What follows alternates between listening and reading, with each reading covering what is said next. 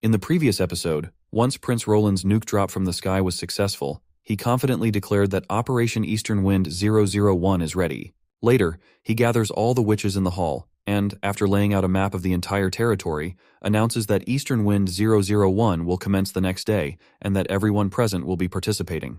He then turns to Iron Axe and assigns him the task of taking 50 men to escort the witches to the outskirts of Silver City. He explains that there is a mountainous area there, hidden from view, which is perfect for setting up camp and launching the hot air balloon. Iron Axe quickly agrees to take command, while Wendy asks the prince if they are not flying from the border town.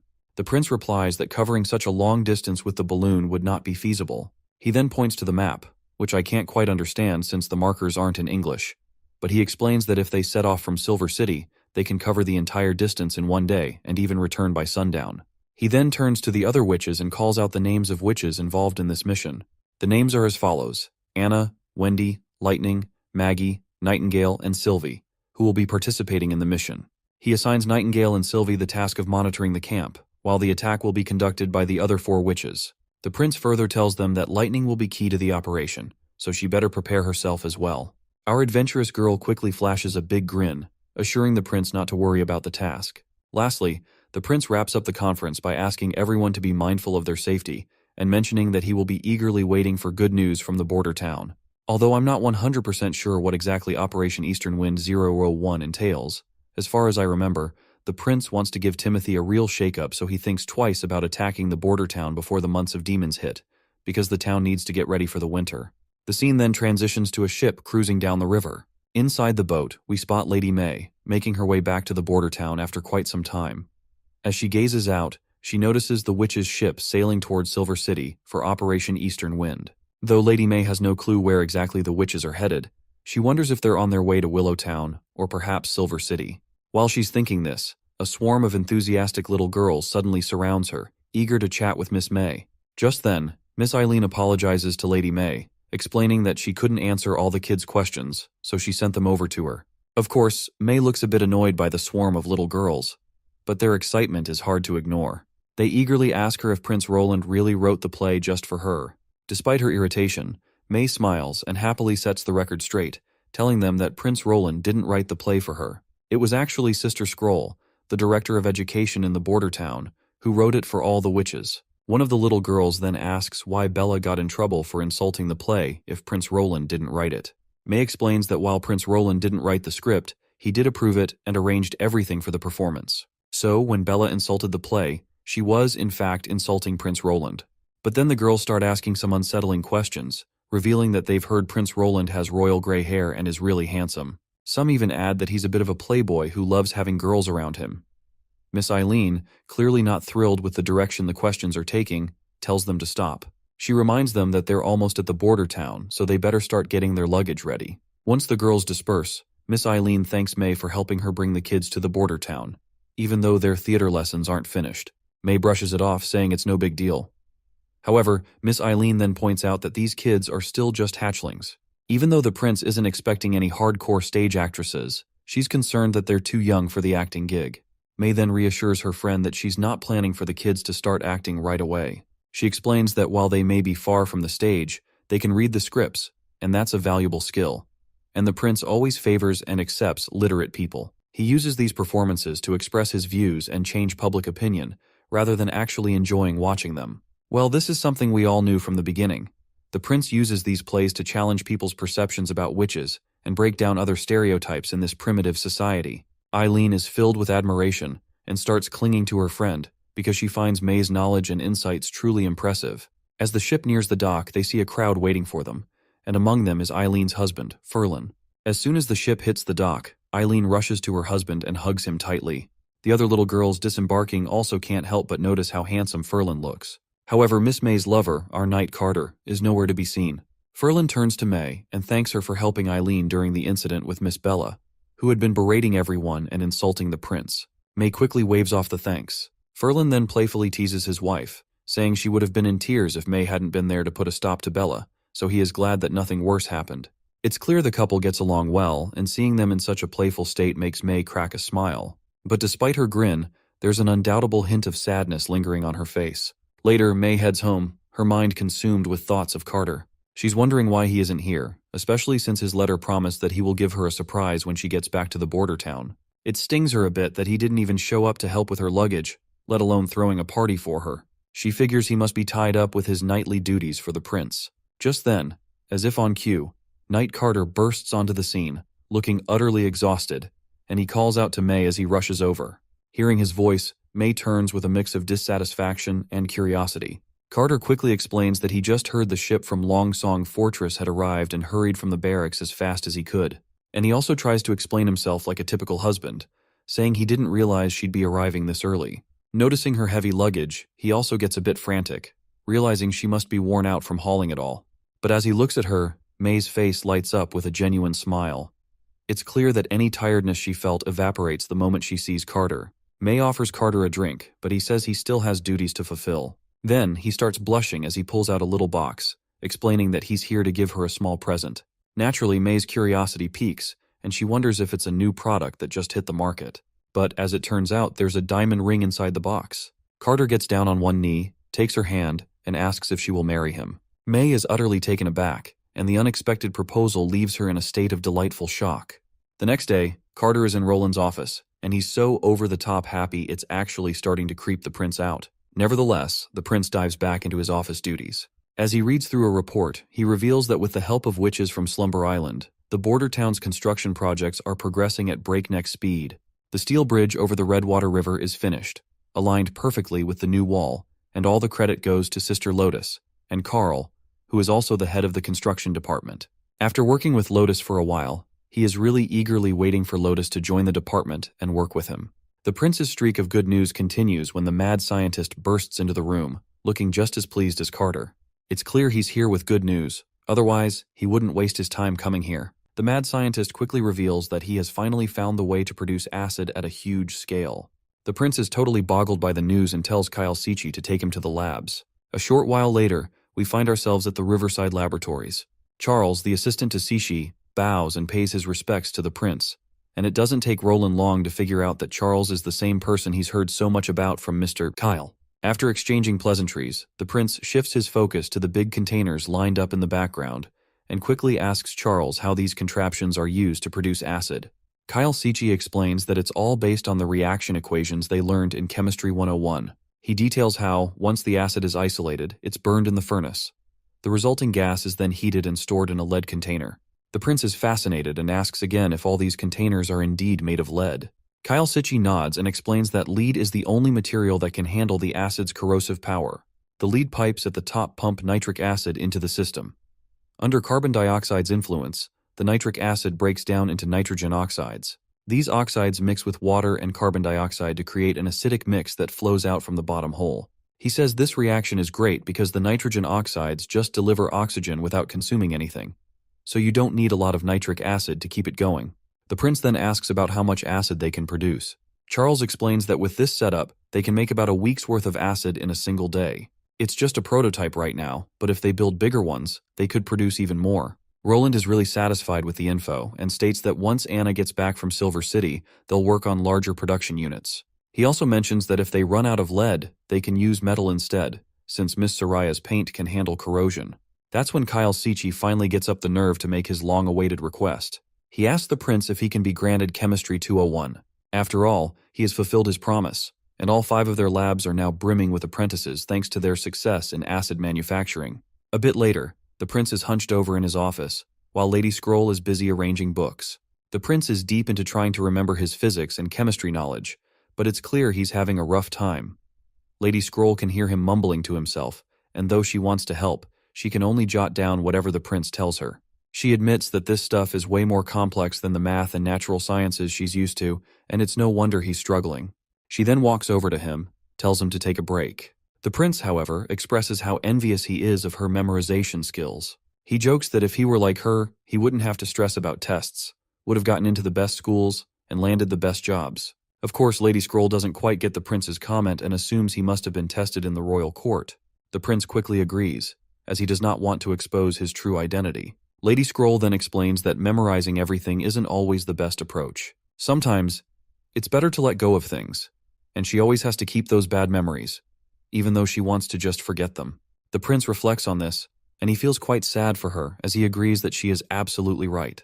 It does not take her long to notice that the prince is feeling quite down because of her, so she reassures him, saying she's doing fine, and that everything is in the past already. She then begins to think to herself how Roland Wimbledon is unlike any elite she's ever encountered.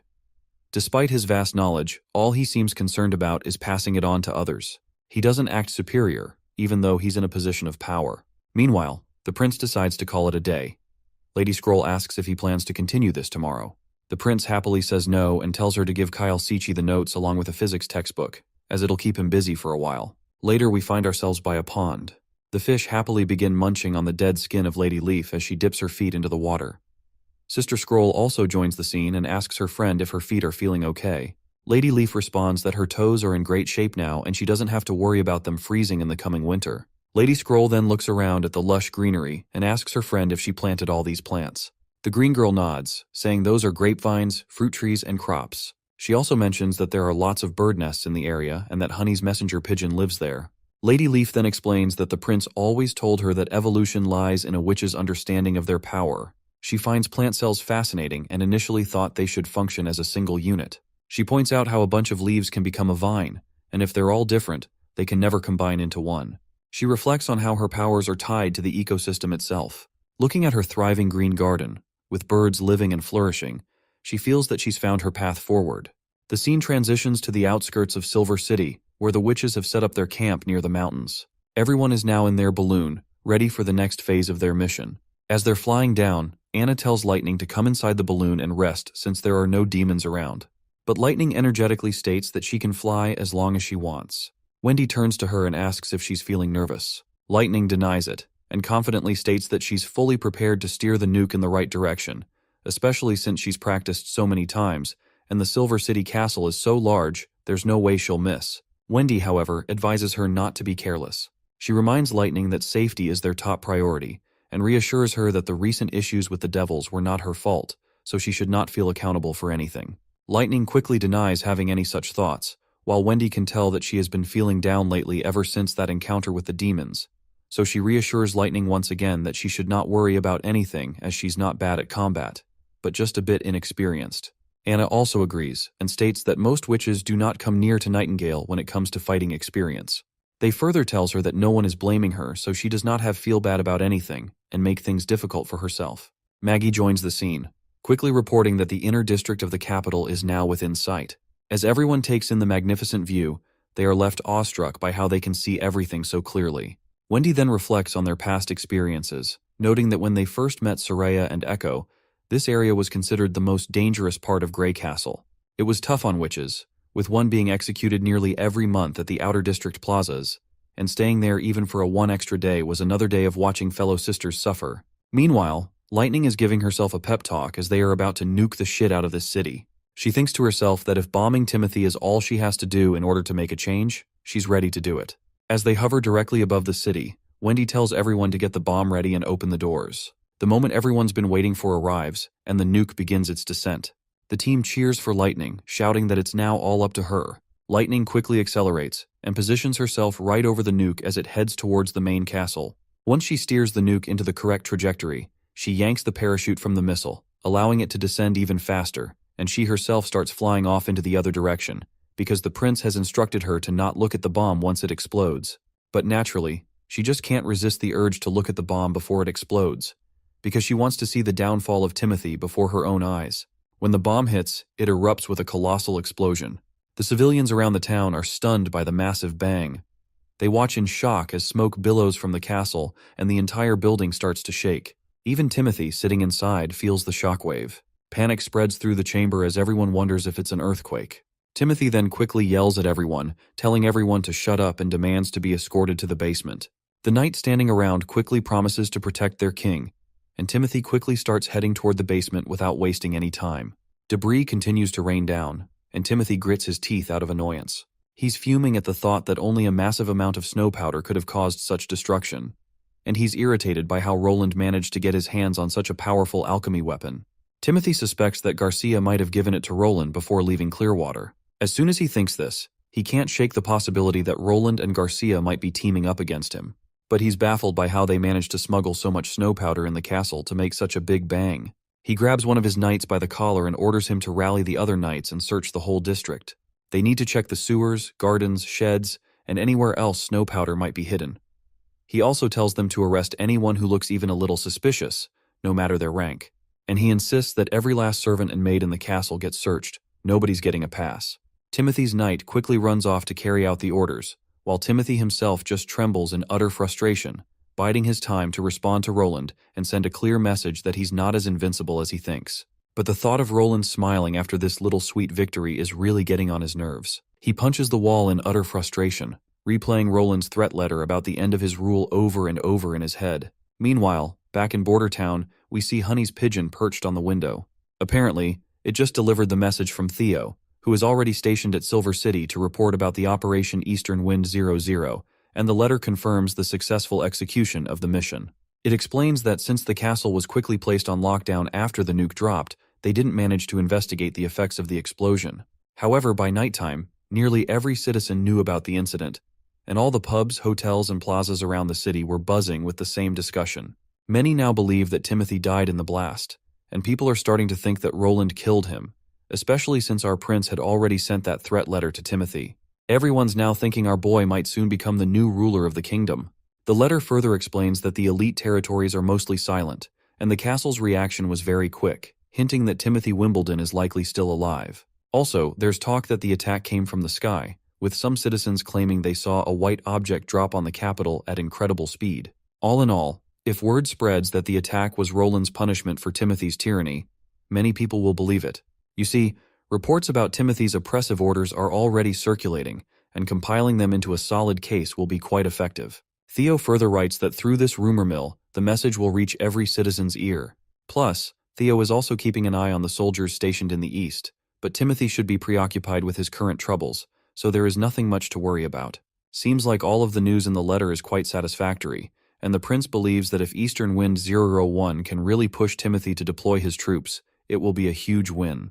Now he just has to wait for the witches to return. It's been days since he's seen Anna, and nobody's been sneaking fish snacks from his drawer, which is something he's finding hard to get used to. Suddenly the door creaks open, and Knight Carter rushes in, reporting that 2 fleets have arrived at the docks, and they are Margaret's merchants apparently. He adds that some recruiters who had been sent to the southern region have returned with 400 to 500 refugees. The city hall is following the assigned plan of virus testing before allowing anyone inside. The scene then cuts to the labs, where Charles looks out the window, noting how unusually busy the docks are today. Meanwhile, his senior is absorbed in his own work. His junior then tells him to get some sleep, but the senior says he's fine. He mentions that it only took a few pages of reading for him to realize he knows nothing about the world. He's always thought alchemy was just about experimenting with elements, and he now finds observing the sunrise and sunset to be a pointless activity. His assistant counters this, asking if that isn't just how things are. After all, observation of the sun and stars is left to astronomers, while farmers and apothecaries handle the research on plants. His senior then emphasizes that this is why he feels they know so little. According to the prince's book, everything is interconnected from the very beginning. It explains how rocks, flowers, lightning, and fire all consist of the same matter and operate under the same rules, and chemistry is just a small part of this broader understanding. After reading this much of Chemistry 201, he's begun to grasp what the prince meant and why they can predict an element's qualities and reactions even if they can't directly observe them. The senior admits that this perspective has opened a door to a broader understanding beyond just chemistry. The assistant acknowledges what his senior is saying and hopes to understand these 2 books in the future as well. The next scene cuts to the Wolfheart Kingdom, currently under siege by Archbishop Maine. His lackey quickly reports that the city breaker is ready. Maine then asks if the witches are prepared as well, and the assistant confirms, adding that they've made sure to keep them hidden. Satisfied with the report, he tells his lackey to return to his position. Before the lackey leaves, Maine further inquires about the whereabouts of Zero and Isabella. The junior promptly informs him that they're currently interrogating prisoners in the eastern part of the camp and asks if he wants him to call them over. But Maine denies it, saying he'll go himself to take a look. As he strides forward, he catches sight of them, and can't help but think about how different they are from the witches the church has raised so far. Even in serious times like these, they seem completely carefree. Though if these 2 were under his command, Maine wouldn't hesitate to punish them for the stunts they pull. However, he's powerless against these 2 because they hold the same rank as archbishops. Maine then orders one of the knights to have the judgment soldiers leave the area at once, including those watching the prisoners. At that moment, the 2 ladies speak up, asking Main why he's butting in when they were just about to have some fun with the prisoners. Main tells them that interrogating these prisoners serves no purpose in besieging Wolfheart City. Besides, these people are just scouts they found on the road, so there's barely any intel to extract, so he recommends they both hurry to the front lines instead. Lady Isabella reassures him not to worry, promising that as long as she's here, she won't let a single important enemy slip away. However, she also points out that she can't stop Lady Zero from causing a ruckus, since she just loves putting people to judgment by her own hands. The enemy soldier, despite his injuries, quickly stands against Zero. He shoots an arrow, then tosses his crossbow aside and grabs his sword, attempting to slash at her. But Zero vanishes from her spot, leaving his sword to strike nothing but empty ground. The soldier is left awestruck, while Zero simply stands there with the arrow in her mouth. After spitting it out, she asks the soldier where he's trying to aim since she's right in front of him. The soldier turns, but before he can react, Zero leaps into the air, grabs the knight's head, and twists it with a sickening crunch. The poor knight collapses to the ground, blood flowing from his mouth as he finally kisses goodbye to his dear life. Zero then turns to the remaining captives, casually stating that they're next. By the way, did you notice these women have pointy ears? That means there are elves in this world too, though we don't know much about them yet. But let's hope we find out soon. The other captives, terrified out of their minds, start running for their lives. But Zero springs into action, catching one poor guy with a strange aura that literally chokes him to death. Once he's dead, the aura she threw at him pops out of his lifeless body, and she turns to another captive, who's absolutely losing his mind before he meets his end as well. Zero looks at him closely, and with a creepy calm over her face, tells him that God has revealed everything to her. She knows his parents were farmers who were recruited into the army's scout division under the orders of the Wolfheart King. When they returned to report, they weren't allowed back home, and they were sent straight back to the front. She gently places her hand under his chin like a caring mother and reveals the harsh truth, which is that he wasn't sent back to his family because that no longer existed. His father, mother, and siblings were just like him, used up and discarded by the Wolfheart King. She further explains in detail that his father died in an accident while fixing the walls, and his mother was punished with whipping during manual labor and is now in critical condition. The boy begins to cry, trying to deny what she's saying and dismissing it as nothing more than a lie. Zero then extends her hands and states that this all happened because the elites never saw commoners as real people. To them, commoners are just livestock. However, she mentions that the church seeks to end this evil and injustice to create a new world under God's protection. The man asks what he should do, and she tells him to listen to his heart, as only God may judge him. He responds that he's willing to do anything she tells him, but he needs her promise that she'll save his mother. In response, she pulls out a weed-like grass and tells him to eat it, assuring him it will help calm his emotions. The desperate man quickly begins to eat the weed, but his face soon goes pale, and he finds himself choking, blood gushing from his mouth as he dies on the spot. As he collapses with a thud, she turns to Main and asks if this method of judgment reminds him of how Archbishop Heather used to punish. Main, visibly annoyed, asks why she had to trick him and poison him. If it had been Heather, she would have made sure to turn him into a loyal follower rather than a corpse. Zero then points out that everything she told him about his family was a bunch of hot air, and if he had found out the truth later, he would have been furious and could have caused trouble for the church. She then tells Main to trust her, as everything she does is for the church. Despite her reassurances, Main looks deeply disturbed by her actions and simply walks off. He tells her that the attack will begin soon, instructing her to get ready, stick with the plan, and make sure to deal with the Wolfheart King and the Queen of Clearwater. Confidently, Zero responds that they're surely going to die, because with her and Isabella on the church's side, there's no way the Wolfheart forces will escape. A short while later, the city breaker is fired. The giant fireball crashes into the wall, shattering it completely with a single blow. As the knights charge forward, Zero and Isabella stand atop a hill, observing everything closely. Zero notes how mortals can't win against demons, which is why the church created the Divine Punishment Army. Isabella also points out how the Wolfheart army must now defend against their holy soldiers, only to be turned into mere flesh. Isabella then suggests helping to clear the battlefield early, but Zero reminds her that they'll win easily regardless. They should save their powers for the main objective ahead. Isabella agrees, but is curious about why Zero toyed with that scout, especially since Archbishop Main didn't seem too pleased about it. She worries that Main might not be fond of such judgment, and that she might end up on his bad side. Zero smiles and says that if Main gets upset, it will be because he hasn't become Pope yet. Once he ascends to the highest floor of the Holy Archives, he'll understand that this is the true way to salvation. She further adds that God has never descended upon their world. Instead, he has fabricated a grand goal for them to chase, and everyone craves the God's blessings. something she thinks is akin to the judgment they've seen earlier. She further points out that God has never guaranteed whether the goal is real or if they're just wandering aimlessly. Yet, they're still willing to throw everything away just to meet the God. She further states that she had been to the highest floor, and Grand Pope Holiness O'Brien is the one who told her these things. He's not a witch and is nearing the end of his life due to his age. She's heard that as mortals die, their lives flash before their eyes, and they often spill their secrets. So she is thinking of consuming him just for this reason. Isabella says she can't do that, to which Zero responds, of course she can't, and even Maine would be furious. She reassures her friend not to worry, saying she knows her boundaries. Isabella reflects that after consuming so many people, she doesn't think there's much left in this world Zero hasn't experienced. She's never focused on anything in particular, so everything she does is purely for fun, and her sense of fun is quite morbid. It's not clear exactly how she consumes humans, but it seems likely that the aura-like thing we saw earlier is how she devours their life force. Suddenly, a massive explosion occurs, scattering all the soldiers in the area. They're getting burned alive from the blast. Zero quickly perks up, wondering if these are the alchemy weapons they've been using. They seem pretty powerful and effective against demon beasts. Isabella adds that there are many more stones of divine judgment behind the wall, and 2 of them are quite significant. She's banking on the idea that these belong to some important people. Zero looks pleased to hear this and decides it's time to head down. But her friend reminds her that these people aren't the Wolfheart King or the Queen of Clearwater, and the strongest energy sources are still in the castle, so she asks her friend if she is sure she wants to go down. Zero gives her friend a quick wink and says that an easy win is better than an expensive one, so she'll help out a bit. The scene cuts to Garcia at the dock, just stepping off her ship.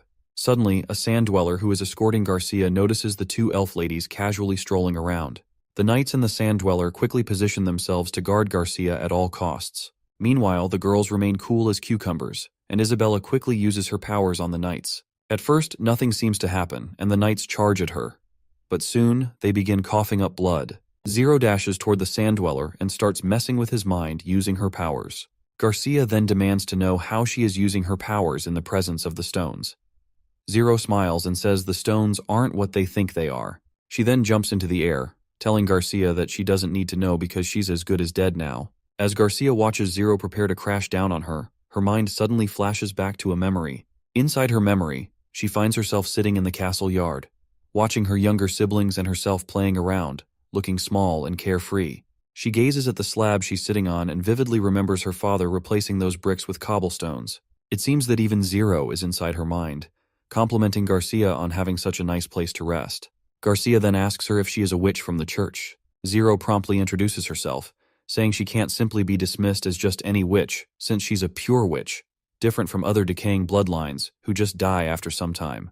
As soon as Garcia hears pure witch, she realizes Zero is just another tool of the church. Garcia then demands to know what this place is and if Zero created it with her magic. She's pretty sure it's just an illusion and won't be fooled by mere mirages. She then begins to tightly grip those stones she is holding, and her hand starts to bleed. Zero finally reveals that this is her world of consciousness, which she calls the battlefield of souls. Here, they can tear each other apart, and the winner takes all while the loser surrenders everything, just as described in the Holy Records. The mention of the battlefield of souls shocks Garcia. As she is thinking about all of this, Zero pierces her with a sword, leaving blood gushing out of her stab wound.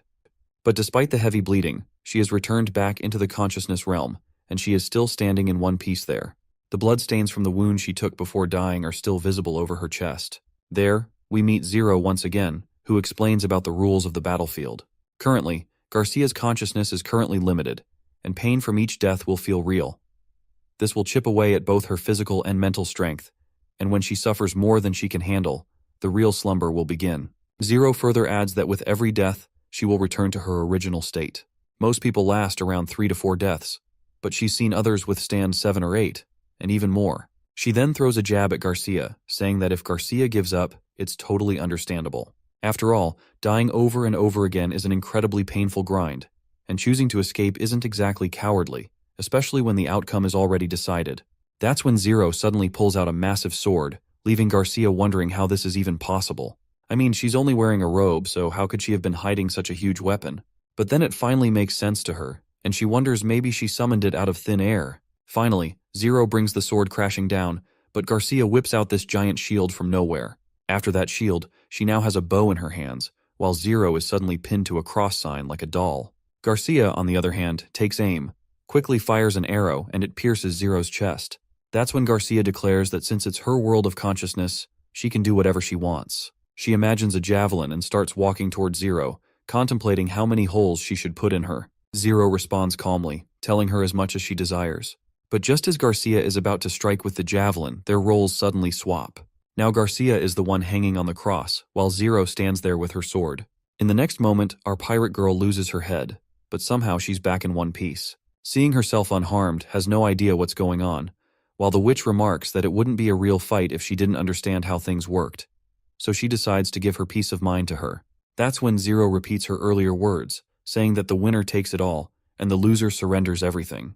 She explains that among the people she has consumed, there is a type of witch who is extraordinarily powerful.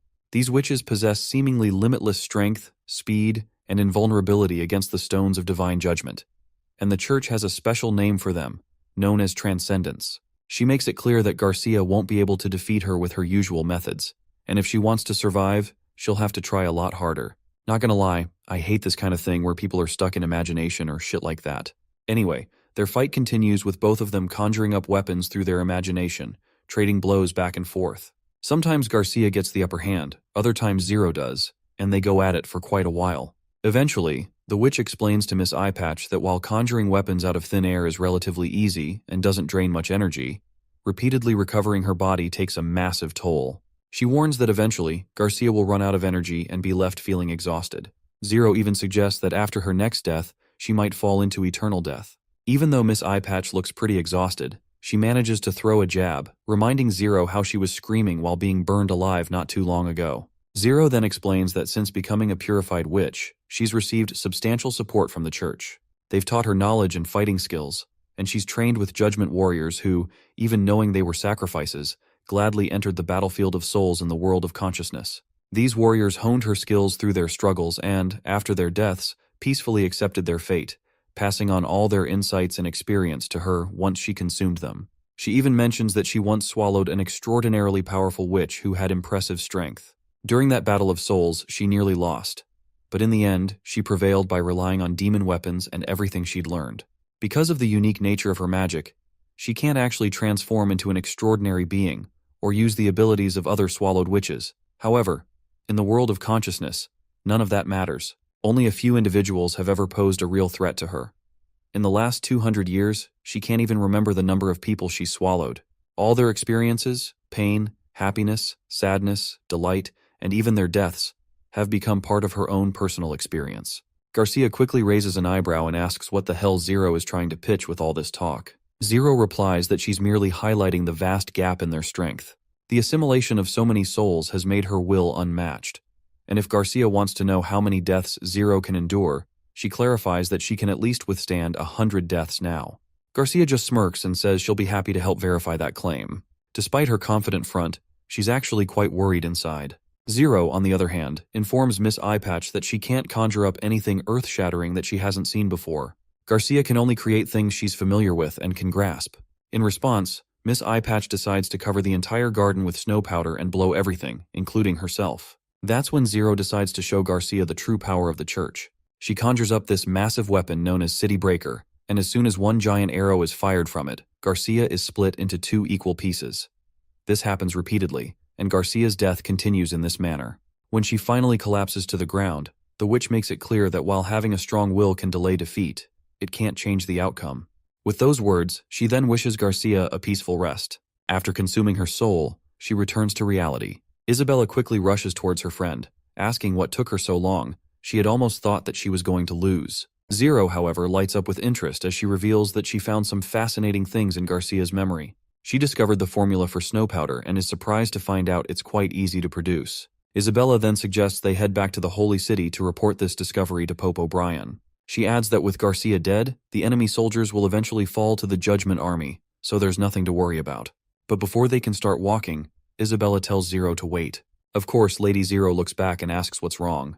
Isabella notices that while her friend hasn't changed physically, the look on her face has shifted quite a bit.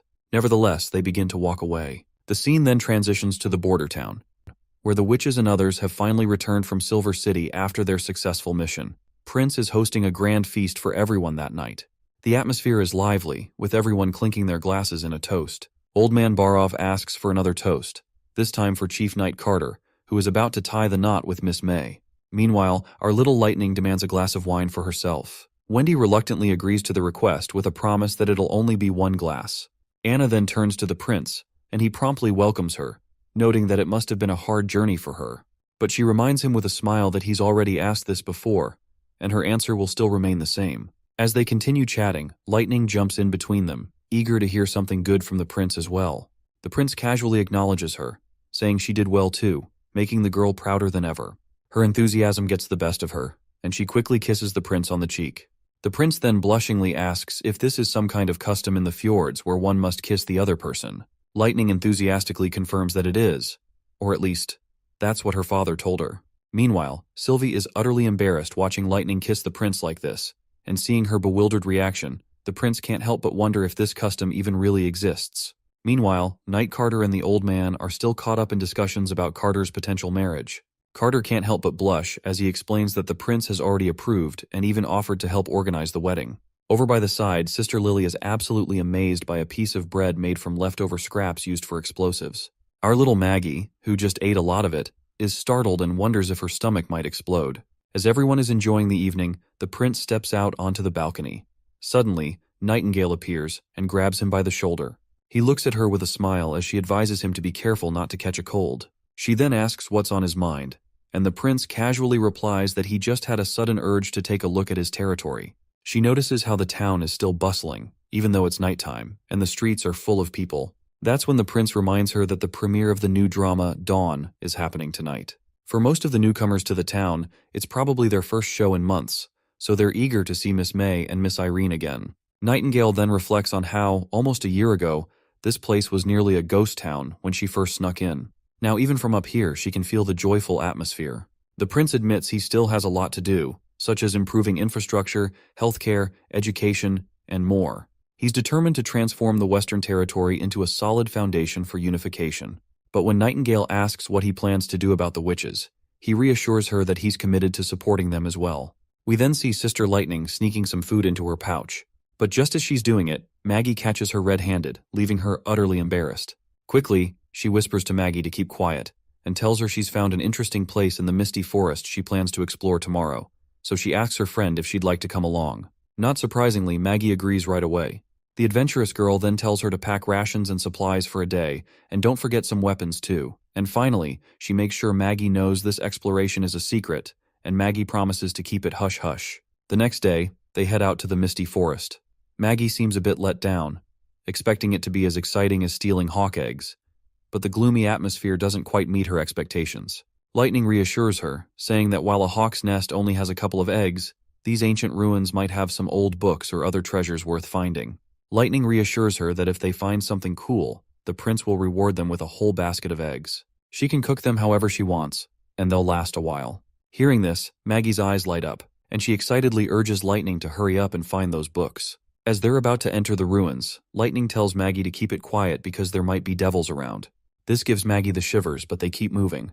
Before they enter the ruins, we hear Lightning thoughts where she thinks about how every time she picks up speed flying, it feels like there's a devil chasing her. This fear started back when she was exploring the stone tower. Her dad used to say that fear comes from the unknown, and that to beat it, you've got to face it head on. She's worried that if she can't shake this fear, it'll be tough to fly, let alone explore. She also frets that the prince might be mad at her later or even punish her, and she's sure the other sisters at the castle will be worried. But despite all that, she's determined to explore. She's brought her revolver, and Maggie's right there with her. She then tells Maggie to wait up top while she checks things out inside. Gathering her courage, she starts stepping in, repeatedly reminding herself to overcome her fear of the unknown and face it head on. As she peeks inside, she notices that the devil she saw last time isn't there anymore, so she decides to venture further. That's when she hears a familiar, haunting voice begging for help. The voice keeps pleading for someone to save her, and the pain in her voice is evident. The desperate cries make Lightning shiver with dread and fear. Eventually, she can't take it anymore and rushes back outside, scared out of her wits. Maggie suggests that they extinguish their torches and sneak in, reasoning that the devils won't be able to see them. But Lightning points out that they won't be able to see anything either. Maggie then proposes that she could turn into an owl, which would solve the problem of darkness. Lightning finds this idea pretty effective but remains concerned. She explains that if someone can continue to scream for months in complete darkness without changing their tone or pitch, it makes her wonder what's really inside. She speculates that if someone can survive that long in such conditions, they probably have a way to detect prey. Otherwise, they would have starved by now. As Lightning is about to give up, Maggie tries to ignite her adventurous spirit by asking if she really wants to pass up the chance to bust a myth like this. Lightning's eyes light up with excitement, and she insists that a true explorer would never back down from verifying a myth, and it would all be for nothing if they ran away now. On a more serious note, though, Lightning then asks Maggie if she's doing this just for the basket of eggs. Maggie rolls her eyes but can't hide a glimmer of greed in her expression. Anyhow, they head back inside. As they descend the staircase, they notice a strange magic stone embedded in the wall. Lightning pulls out her revolver, ready for whatever might come next. They finally reach the source of the voice and see a bunch of devils guarding a witch trapped inside a crystal-like prison. The witch is unconscious and frozen, but her voice keeps calling out for help. Maggie decides to take a closer look, but Lightning gets terrified. But the little bird reassures her scared friend that the devils look like they're as good as dead. To prove her point, she flies over to one of them and gives it a push. The devil cracks like a rock and starts to crumble. They check the others, and it turns out the rest are also just stone statues. Curious, they look at the witch trapped inside the stone and wonder if she really is a witch. Suddenly, they hear the voice asking for help again.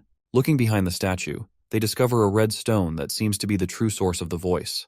With this new discovery, they head back to the border town to report everything to the prince. They explain that there's a witch sealed inside, but it might also be an ordinary person trapped by the witch. The prince asks who was calling for help if the witch is sealed inside. Lightning then shows the prince the box they found behind the sealed witch. Inside is the same crystal they saw earlier, which seems to be linked to the mysterious voice. Lightning quickly activates the crystal, and the voice coming from it spooks the prince. Just then, Nightingale reappears and confirms that she can detect faint traces of magic, similar to the kind witches use. The prince deduces that this must be a magical recording, and that the woman sealed inside is likely a witch. He then asks Lightning if there were any other stones like this. Lightning admits she wasn't paying much attention, as most of the place was flooded, and she was focused on getting the news to him. The prince gives her a gentle tap on the head and tells her not to face danger alone in the future, especially with situations like this. Lightning blushes, touched by the prince's kind but firm advice. The prince then instructs Nightingale to summon all members of the Witch Union and Iron Axe to the office, as their investigation into the ruins is about to begin, and they need to prepare. Once everyone is gathered in the council room, the prince explains that they've found a crystal coffin inside the ancient ruins that shows no signs of deterioration. In the moist underground environment, they discovered a magic stone that emits cries for help, and a group of devils turned into stone statues. He asks the council for their thoughts on the matter. Anna quickly asks if the prince is suggesting that the person trapped inside is a witch. The prince agrees, saying that if she's still alive, they might learn more about what happened hundreds of years ago. However, Sister Scroll and Lady Leaf voice their concerns.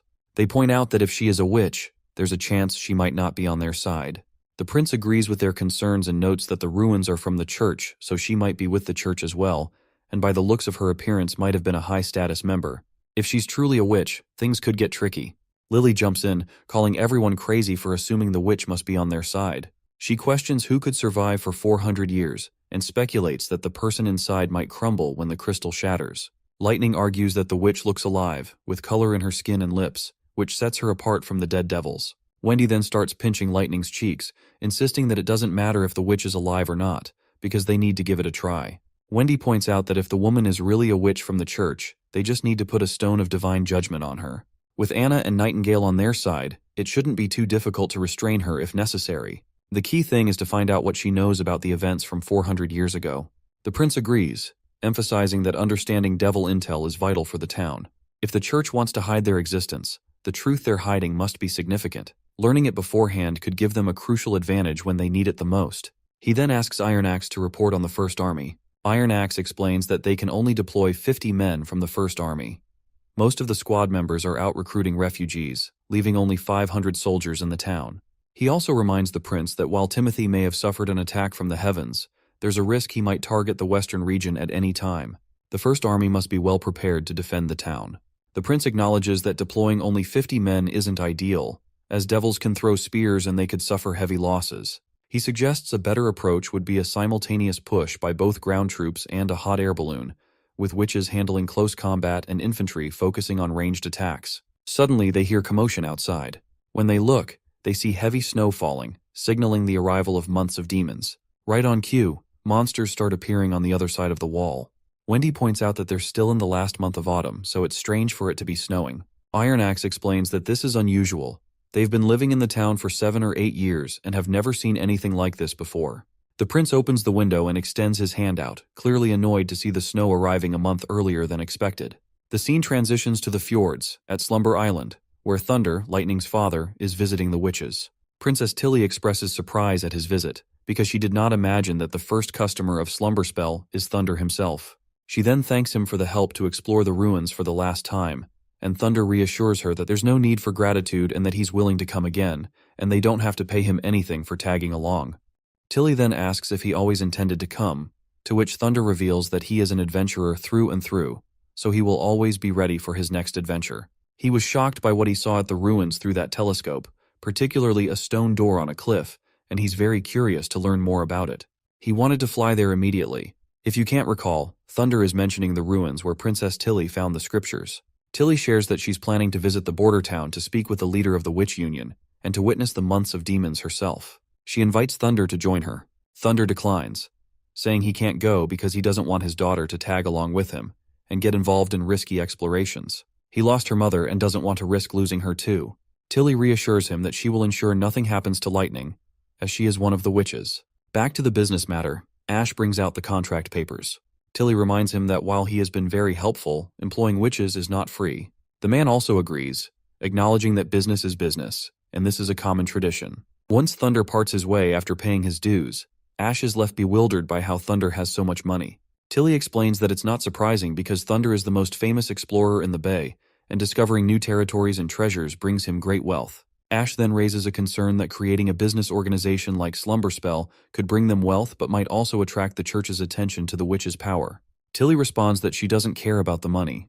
Her goal is to help more people understand Slumber Island, build connections, and show that witches are harmless. Just like Thunder, she also believes that fear comes from the unknown, and witches are no different. The fear in the Bay and the kingdom stems from the church's lies and the public's ignorance. Tilly then asks about Maggie and why she hasn't returned to the island yet. She wonders if something happened over there, so she asks Ash about it. Ash casually replies, saying maybe there's just a delay, or maybe Maggie doesn't want to come back. Compared to the Bay, the quality of life in Bordertown is much better, so that could be why Maggie doesn't want to return.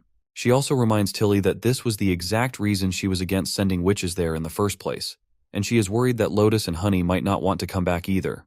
That's when Tilly decides she'll just visit Bordertown herself. Upon hearing this, Ash gets frantic and asks if they're leaving right now. The princess calmly reminds her that she's already promised to help fight the demons, and they can bring some of the witches back to the island as well. Plus, if they don't have Lotus, the immigrants from Crescent Bay won't have anywhere to stay next year. They desperately need Lotus to help build homes on Slumber Island. Ash then reminds her that they still have a month until winter, but the princess explains that it's going to take time to get to Bordertown, and besides, if something really has happened there, it's better to go sooner and help out. Plus, she's curious to see how her annoying brother is doing these days. The scene then cuts to Bordertown, at the wall. Winter has arrived, and the soldiers are fighting off monsters. The prince asks for a report, and Knight Carter quickly explains that most of the First Army has combat experience with rifles. A 100-meter section of the wall only needs 10 guards to fend off the demons, making it hard for the wolves to even reach the wall. The monsters are basically target practice for the soldiers. As long as no hybrids show up, the demons don't stand a chance. The prince, pleased with the report, encourages the soldiers to keep up the good work. The prince is clearly glad to see his soldiers performing so well. Their energy and discipline are completely different from the ragtag civilian army they were about a year ago. Suddenly, the prince hears a commotion nearby. Knight Carter quickly explains that there's trouble brewing in the Western District, where the refugees are staying. We then see two commoners duking it out while people on the sidelines cheer for their fellow citizens. A local citizen from Bordertown is getting beaten up pretty badly by a tough refugee, and the refugee doesn't seem to be backing down. That's when Knight Carter steps in, pins the rowdy guy to the ground, and commands him to stop fighting in the name of His Highness. The prince also arrives at the scene and walks over to the injured citizen lying on the ground. He asks for the man's name, and the man responds that his name is Kaya Harris, a member of the city hall. Kaya explains that the refugee was the first to throw a punch while he was just distributing rations. According to Kaya, the refugee launched himself at him like a dog. The refugee, however, points out that's not the whole story. He claims that people are taking advantage of the situation and charging money for rations that were supposed to be free. Hearing this, the prince reflects that all the refugees from the Western Legion have been processed, and only craftsmen or literate people were moved, so commoners are supposed to be left behind. However, this man's vocabulary and demeanor suggest he might not be a typical commoner. The prince turns to the man and states that the rations are indeed free. Before their integration into Border Town, all rations and shelter were promised to be free, and that promise still stands. Everyone present hailed their prince for such generosity. However, the prince makes it clear that fistfights are against the law, especially when they involve a city hall member. He instructs his soldiers to round up everyone involved and states that he will personally oversee the matter. He then turns to Kaya and says he wants to speak with him as well. Back at the castle, both fighters are brought before the prince. He interrogates Kaya about why he intentionally charged refugees for rations during distribution, and this is exactly what led to the conflict between them and the farmers. Kaya, though reluctant, admits to the crime he committed. The old man, Barov, tells the prince that, traditionally, crimes committed by elites would only result in a fine of a few golden royals, while a civilian attacking an elite could face punishments ranging from execution to whipping. However, the prince points out that Kaya is not an elite and has been stripped of his knighthood long ago. Barov agrees and adds that in the past, punishment entirely depended on the ruler's discretion. The prince then asks why there isn't a set law for these situations, and wonders if there are any standard punishments other than amputation or whipping, such as imprisonment. Barov explains that imprisoning someone isn't really a punishment, as the prison is meant for holding suspects until their trial. Keeping them locked up means having to feed them, which could be considered a reward rather than a punishment. Reflecting on this, the prince realizes that the punishment methods from his old world might not be suitable here. He decides to determine the appropriate punishment himself. The prince delivers his final verdict, stating that Kaya Harris is guilty of malfeasance and blackmailing refugees. As punishment, Kaya will be expelled from the city and sentenced to 10 years of labor in the mines. He will also be fined triple the amount he earned through blackmail. The refugee named Wade will receive 10 lashes for attacking a public official. The civilians who participated in the fight can choose between a fine of 2 silvers or 5 lashes. Additionally, rations will continue to be distributed for free, and all money obtained through blackmail will be refunded. And lastly, the sentences will be carried out publicly. Wade's face lights up at the prospect of free rations, and it seems he would even willingly accept another 10 lashes if it meant continuing to receive the rations. Meanwhile, the prince reflects on how quickly the city hall is expanding, matching the refugee population, and how internal security is becoming increasingly challenging. He does not want to create a prosecution agency because he wants all legislation and judgment powers to stay with him. He's aiming for a simple and effective system that doesn't require a lot of people to enforce the law. Suddenly, Nightingale appears and asks about his thoughts. The prince explains that he's planning to create a new department to oversee the city hall and tackle any threats to the Western region. This new department will be independent of both the city hall and the First Army. He wants to name it the Western Security Agency, and she will be the one in charge of this agency. He believes that she is the only one who can uncover the truth, as no one can hide anything from her. The prince offers Nightingale ice cream in the winter and other treats she loves as an incentive. However, she quickly pinches his hand and tells him it doesn't matter, because she will always agree with whatever he wants her to do. Wade finishes taking his 10 lashes, and an old man from his group looks at his back, which is covered in dried blood. The old man suggests rubbing some ash on the wounds, but Wade says there's no need, because the blood has already dried, and the knight told him it would heal in 2 or 3 days. The old man isn't convinced, warning that it might take longer because the wounds could get infected, leading to sores. Wade, however, says something surprising. He claims that he doesn't feel any pain at all. Instead, there's a mild itching and a cool sensation, which he takes as a sign that he's already healing. He explains that after the lashes, they poured a bucket of water on his back, and although he expected it to hurt, it didn't. The knight even mentioned that the water could eliminate viruses and bacteria. The old man is completely baffled by Wade's explanation, and they both suspect it might have something to do with the witches. The old man tells Wade he shouldn't have gotten into the fight in the first place. Wade counters by explaining that if he hadn't exposed the crooked ration distributors, they'd still be swindling everyone out of their money. He mentions how the prince regularly appears at the Western Wall during the day, and since he promised the rations would be free, he wouldn't tolerate anything that sullied his name. Exposing the scam was the best way to make sure the prince found out, even if it took a simple scuffle to get his attention. Wade also claims he did his research and found out that everyone, from local citizens to indentured farmers, praised the prince for his generosity. Wade then tells the old man that once he recovers, he's going back to work moving those strange weapons and will make enough money for the both of them. The old man reminds Wade that he could have lived in the inner district with the other craftsmen, but Wade refuses to leave the old man behind. He explains that when Golden Wheat City was under attack, the old man helped him, and without that assistance, Wade believes he would have died. Wade then tells his old friend that he heard the prince is recruiting people for public security and plans to give it a shot when the time comes. The scene shifts to a boat sailing through the sea, carrying witches en route to Border Town. Inside, they're enjoying a meal, enhanced by seasonings like salt and peppers. A blonde witch relishes the taste and playfully teases Ash, suggesting she's probably forgotten what good food tastes like after living in Border Town. As expected, Ash gets annoyed, and the two get into an argument, Ash defending Border Town and its food, while the blonde witch mocks it. Just as their banter escalates, they hear noises from outside. A crew member informs them that multiple monsters are approaching.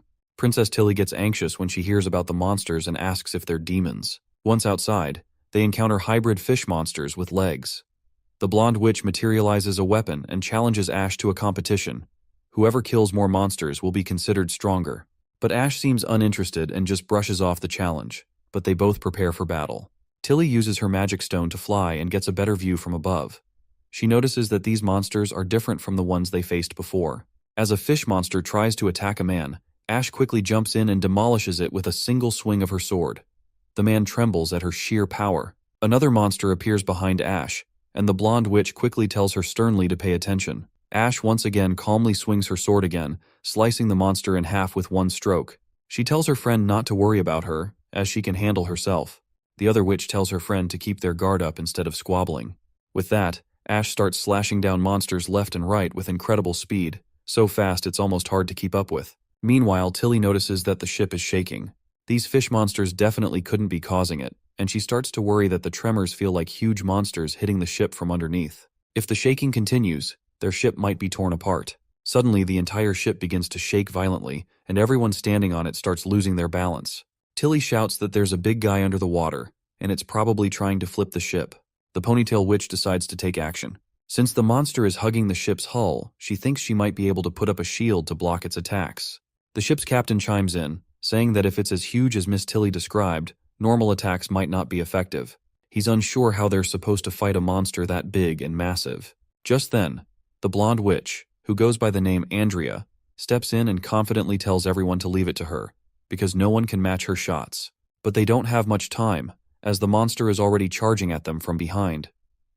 The ponytail witch quickly leaps into the air, using her magic to shield the ship from a giant attack.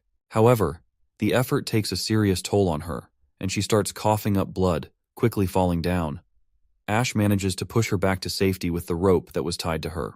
That is when Andrea jumps into the air and conjures a golden bow. She shoots an arrow that takes down the monster with a single hit. Ash is momentarily thrilled to see this, but her joy quickly fades when Andrea collapses into the water and begins to drown. Even though Ash always has beef with Andrea, she dives into the water to rescue her friend. The other witches are relieved because they won't have to swim to reach Border Town now. Tilly's glad they got out safely, but her confidence takes a hit when she sees the snow starting to fall. Early snow isn't exactly a good omen. The royal scholars once said that an early winter at Greycastle means demons are on their way, which means that the months of demons have begun. She mentions that it's still autumn and wonders if the Border Town is already under attack. As they approach solid land, the princess asks if this is where the witches got off last time. The captain nods, saying he remembers this spot because last time the Border Town had a giant balloon for transport. Tilly's pretty surprised to hear about the balloon, and Ash explains it flies with hot air and that Roland is the one who used the logic of hot air to make it happen. That's when Tilly realizes the royal scholars never taught them anything about this stuff, so she has no clue from where he picked up this knowledge.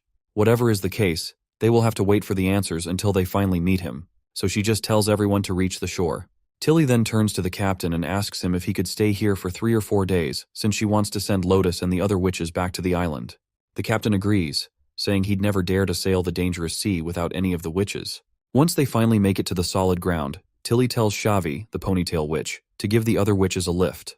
Shavi uses her barrier abilities to create floating platforms for them, while Tilly just flies on her own with the help of her magic stone. Back at the border town, workers are struggling with the heavy snowstorm making their job tough. Meanwhile, Tilly and her crew arrive at the town and start walking across the bridge the prince built. They're absolutely blown away by the size of the bridge and can't help but wonder how much metal it took to build something so massive. Ash comments that the giant bridge seems like a waste of resources, because she thinks a pontoon would have been enough and wonders if there's really any business beyond the river's origin. Andrea chuckles at her remark, calling it foolish. She explains that even though she's not from Grey Castle, she can see the value in the forests and uninhabited lands for territory expansion. A pontoon wouldn't handle the river's increased traffic, so a giant bridge makes more sense. Andrea adds that the prince must be smarter than everyone else here. Ash then points out how Andrea was trying to shame the prince not too long ago. As they approach the town, soldiers quickly stop them, questioning why they're coming from the south. One of the soldiers spots that they're witches, and Tilly proudly confirms it. The soldier happily tells them to wait there while he reports back to the castle that new witches want to join the witch union. Ash tries to explain Tilly's status, but the princess quickly stops her, telling the soldier that they will wait. Ash asks why they didn't just let the guards know their true identity. Tilly explains that she's curious about how the prince would react to a witch from an unknown origin. Just then, Nightingale appears, cheekily remarking that she heard there was a new witch, but didn't expect to see some familiar faces. Ash and Nightingale start catching up, while Tilly is absolutely amazed to see Nightingale. There's no doubt she's a combat-type witch and incredibly powerful. Nightingale then introduces herself to the princess and bows her head in respect, which takes Tilly by surprise. Once they make their way into the castle, Sylvie is absolutely thrilled to see Princess Tilly after a long time. She quickly hugs her, asking why she's here since it's still just autumn. Tilly reminds her that it's pretty much winter now. Princess then asks about the other witches, and Sylvie promptly updates her that Lotus is building houses for refugees. Evelyn and Candle should still be in the industrial district, and Honey is training messenger animals in the garden. The prince has already sent word for them to visit the castle. Right at that moment, Prince Roland walks in and tells Tilly that the other witches are on their way to the castle, as he has already informed them about her arrival. He then extends his hand and officially welcomes his dear sister to the border town. After a while, the siblings sit down for tea. Tilly reminds her brother that it's been a full year since they last met, and that they have a lot to discuss. Her brother agrees, saying he does have a lot to say, but he's not in a rush since winter will be long this year. Tilly keeps a close eye on him, and he starts to feel a bit nervous under her gaze. He calls out to Nightingale, who promptly appears. He tells her she doesn't have to hide since she's her sister, and asks her to leave the room. Once Nightingale is gone, the prince reassures his sister that they're alone. With that, Tilly's first question is to ask who he is exactly. The prince replies that he is her brother, the fourth prince of Grey Castle. Looks like I will have to wrap this episode here, but I'm really interested to see when they're both going to share their knowledge of the ruins and piece everything together. Besides, they still have to rescue that witch stuck in the misty forest ruins, and I'm dying to hear more about these devils.